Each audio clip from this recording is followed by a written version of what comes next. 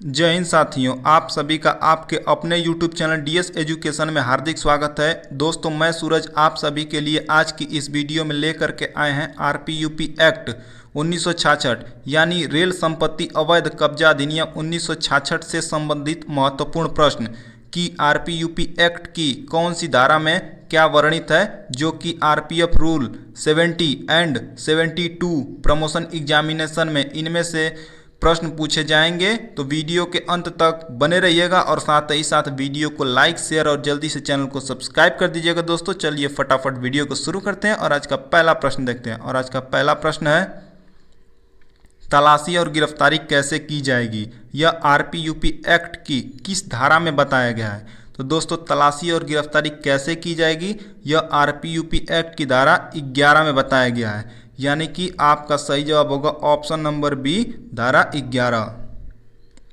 अगला प्रश्न है, गिरफ्तार किए गए व्यक्ति का निस्तारण आरपीयूपी एक्ट की किस धारा में वर्णित है? दोस्तों, गिरफ्तार किए गए व्यक्ति का निस्तारण आरपीयूपी एक्ट की धारा 7 में वर्णित है। आपका सही जवाब होगा ऑप्शन नंबर ए, धारा 7। अगला प्रश्न, रेल संपत्ति अवैध कब्जा अधिनियम किस वर्ष पारित किया गया था? दोस्तों, रेल संपत्ति अवैध कब्जा अधिनियम सन 1966 में पारित किया गया था। आपका सही जवाब होगा ऑप्शन नंबर सी, सन 1966। अगला प्रश्न है, सुपीरियर ऑफिसर आरपीयूपी एक्ट की किस धारा में वर्णित है? तो दोस्तों, सुपीरियर ऑफिसर आरपीयूपी एक्ट की धारा 2E में वर्णित है, यानी आपका सही जवाब होगा ऑप्शन नंबर बी, धारा 2E। अगला प्रश्न, सर्च वारंट जारी करना आरपीयूपी एक्ट की किस धारा में वर्णित है?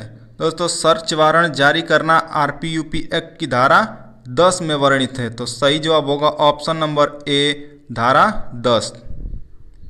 अगला प्रश्न, अपराधों के दुष्प्रेरण, षड्यंत्र या उनके प्रति मौनानुकूलता के लिए दंड आरपीयूपी एक्ट की कौन सी धारा में बताया गया? दोस्तों, तो यह आरपीयूपी एक्ट की धारा 4 में बताया गया है, तो आपका सही जवाब होगा ऑप्शन नंबर बी, धारा 4।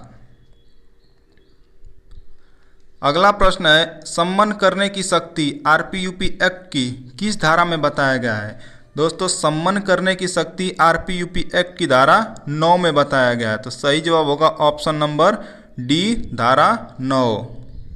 अगला प्रश्न, अधिनियम के अधीन अपराधों का संज्ञेय न होना आरपीयूपी एक्ट की किस धारा में बताया गया है?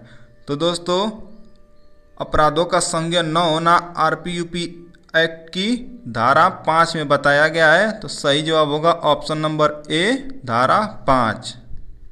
अगला प्रश्न, आरपीयूपी एक्ट में कुल कितनी धाराएं हैं? तो दोस्तों, आरपीयूपी एक्ट में कुल 16 धाराएं हैं। सही जवाब होगा ऑप्शन नंबर सी, 16।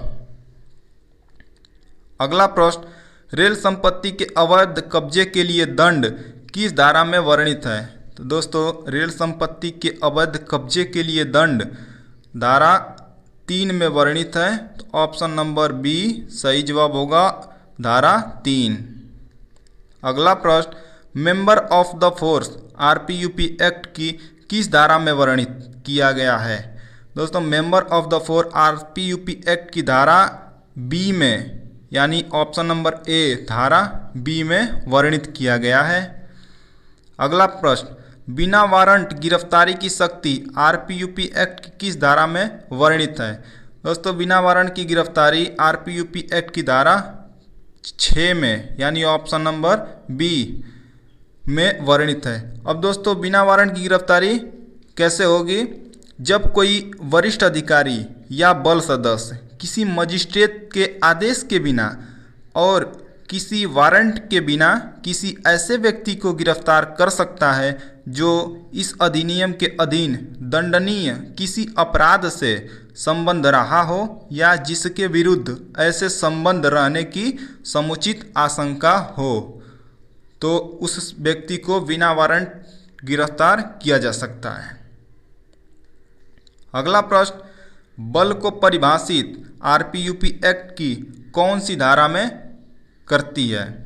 तो बल को परिभाषित आरपीयूपी एक्ट की कौन सी धारा में किया गया है दोस्तों, ये होगा। तो आपका सही जवाब होगा ऑप्शन नंबर सी, धारा 2A में बल को परिभाषित किया गया है।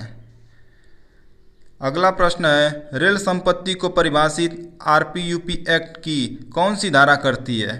तो दोस्तों रेल संपत्ति को परिभाषित आरपीयूपी एक्ट की धारा 2D करती है। ऑप्शन नंबर ए आपका सही जवाब होगा 2D। अगला प्रश्न है, निरसन और बचाव आरपीयूपी एक्ट की कौन सी धारा में दिया गया है? तो निरसन और बचाव आरपीयूपी एक्ट की धारा 16 जो कि अंतिम धारा है, इसमें दिया गया है आपको ऑप्शन नंबर बी, धारा 16। तो दोस्तों वीडियो पसंद आया तो वीडियो को लाइक और शेयर जरूर करिएगा और जल्दी से चैनल को सब्सक्राइब करिएगा। तो अगले वीडियो में अगले टॉपिक के साथ फिर मिलते हैं, तब तक के लिए जय हिंद साथियों।